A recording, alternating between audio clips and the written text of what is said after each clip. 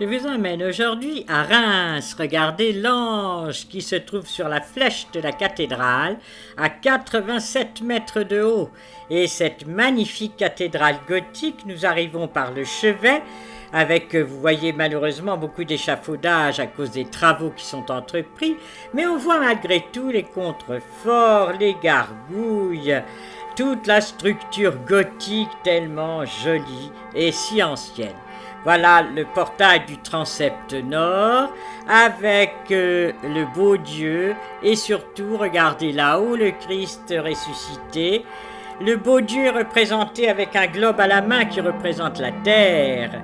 À sa droite, 3 apôtres, Saint Jean, Saint Paul et Saint Barthélemy. Derrière lui, le jugement dernier. À droite, regardez, ce sont les damnés. Ils sont entraînés jusqu'à la grande cuve où ils vont brûler en enfer. Alors que de l'autre côté, ce sont les élus qui sont accueillis par des anges. Un peu plus haut, c'est l'histoire d'un drapier malhonnête qui s'est repenti et qui a offert ses statues. C'était en l'an 1265. Ça fait vraiment très très longtemps. Et au-dessus de cette façade du portail nord, vous avez les anges ici, tous ces anges, et le Christ roi, ou alors ce sont les rois de France, puisque c'est la cathédrale où les rois de France ont été sacrés. Et voilà l'histoire Saint-Nicaise, qui est le premier à avoir construit une chapelle, une cathédrale, de 20 mètres par 55 mètres vers l'an 400.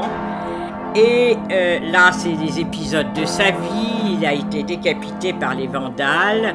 Et là-haut, le Christ en gloire qui reçoit les couronnes de l'immortalité puisqu'il a vaincu la mort.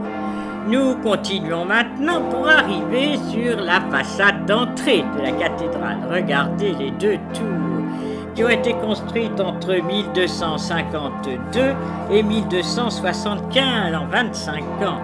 C'est extraordinaire. Elles ont 82 mètres de haut. Et là, regardez Jeanne d'Arc qui arrive à cheval d'Orléans pour faire couronner le roi Charles VII en l'an 1429.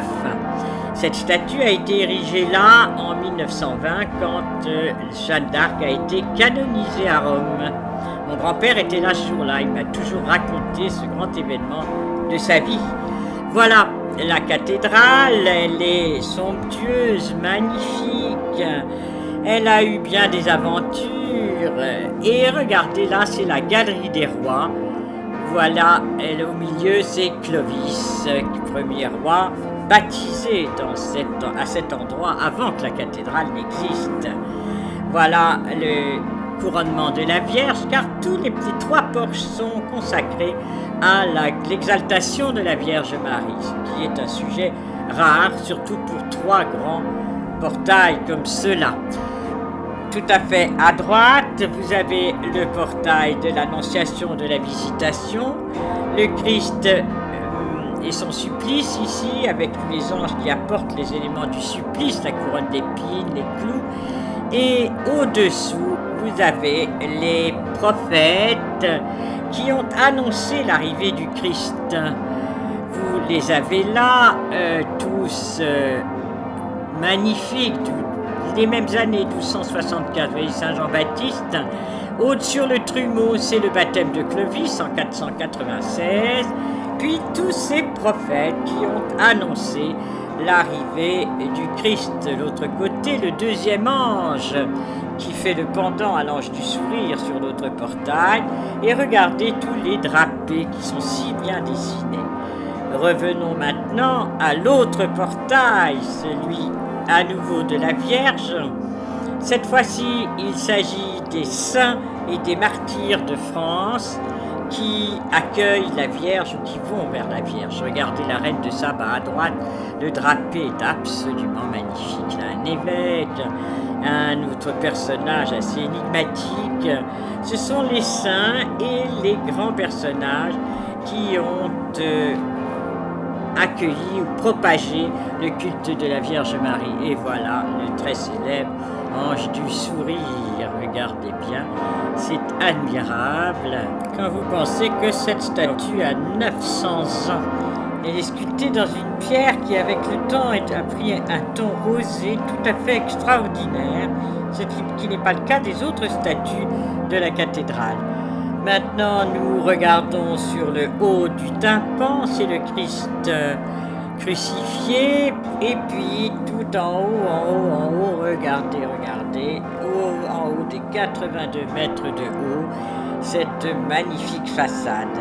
Nous allons passer dans l'intérieur de la cathédrale et je vous laisse écouter la maîtrise d'enfants et d'adultes qui existe depuis 1285.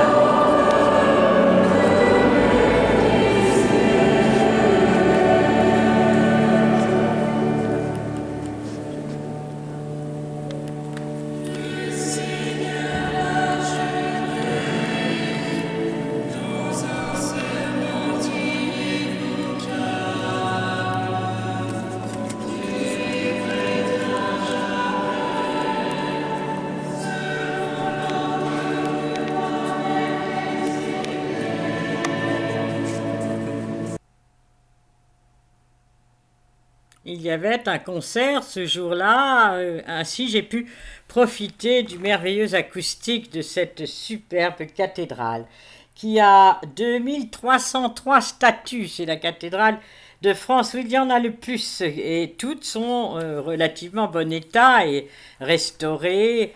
Je vous laisse admirer les rosaces, toutes les sculptures, les triforiums, les magnifiques rosaces des nefs et des transepts, tout en écoutant à nouveau la maîtrise d'enfants.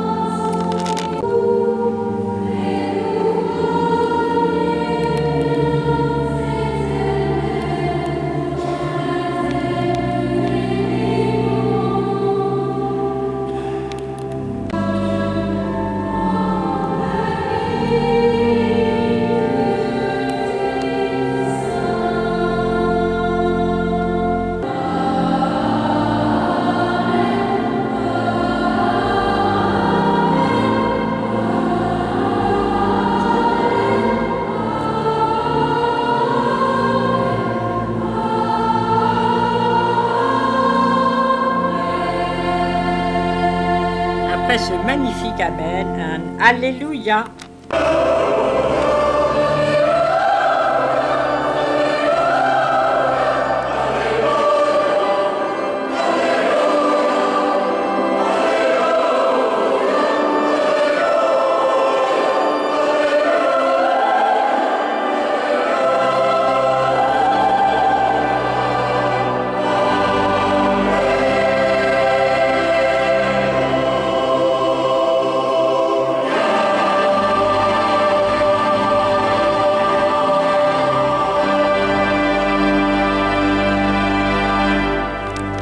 Maintenant, les vitraux, celui de Marc Chagall derrière le maître-autel, absolument magnifique, le vieux d'origine du XIIIe siècle et à nouveau un tout moderne de Brigitte Simon. Nous voilà partis dans la chapelle Saint-Jean, voir ce retable de 1551 attribué à Jacques Nicolas. Vous avez la résurrection en haut et en bas, la Vierge de Piété, la Pietà tout à fait magnifique avec ses petits personnages si bien sculptés. Dans une autre chapelle, il y a une maquette de Notre-Dame de Reims avec ma Gabrielle qui est avec moi, qui est juste devant. Et regardez cette lumière fabuleuse qui arrive, on ne sait pas comment, pourtant c'est le matin.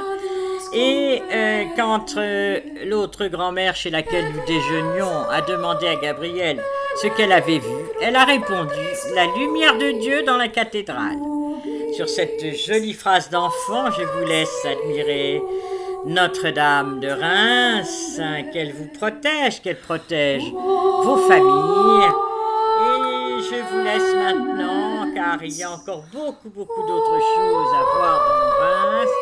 Je vous dis au revoir, à bientôt avec le sourire.